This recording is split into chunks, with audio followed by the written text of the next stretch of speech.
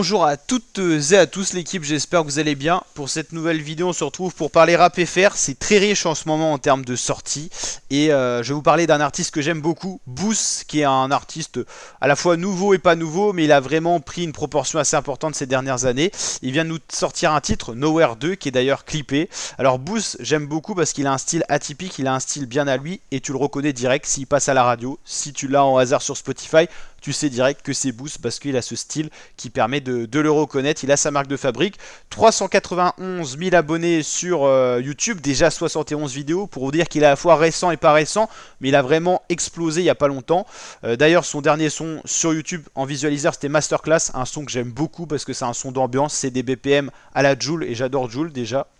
Voilà, et puis il a quand même pas mal de bons sons. Beach Pad Love l'avait vraiment fait éclater au grand jour. Pour ceux qui connaissent d'avant, moi je connaissais pas forcément, il y avait Mon Amour, Invisible. J'ai découvert plus après, une fois qu'il a percé, faut l'avouer, j'étais pas là dès le début. Je l'ai vraiment découvert avec Beach Pad Love et quand il a vraiment explosé sur Skyrock, comme quoi la radio sert encore pour ça.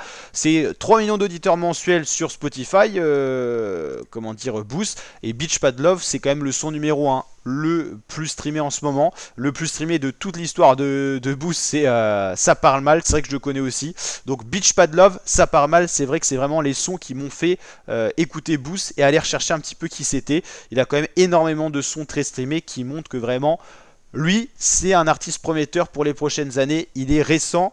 Et en même temps, il a énormément de titres très streamés. Et ça montre vraiment que c'est une pépite.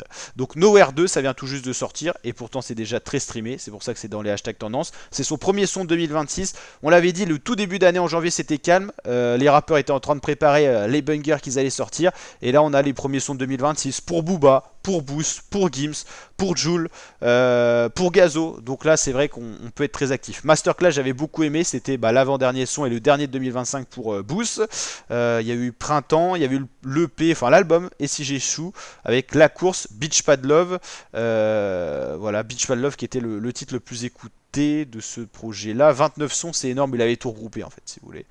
Voilà, artiste quand même très talentueux et qui a son style à lui. Ça va lui permettre de perdurer parce que y en a qui vont vouloir se l'offrir en featuring. C'est à dire qu'en plus il a pas beaucoup de featuring pour l'instant, il mise vraiment sur une carrière solo. Alors est-ce qu'il va s'élargir au featuring? Je pense que c'est quand même conseillé, mais il y a des mecs qui préfèrent ne pas être en feat. C'est un artiste récent, hein, 2020, il a moins de 5 ans quoi, 6 ans cette année quoi. Voilà, en tout cas il est dans le hashtag tendance et ça lui permet de briller et de planer sur son petit nuage. N'hésitez pas à liker, partager, vous abonner et me dire en commentaire ce que vous pensez de cet artiste et de ce son là. Ciao l'équipe, portez-vous bien.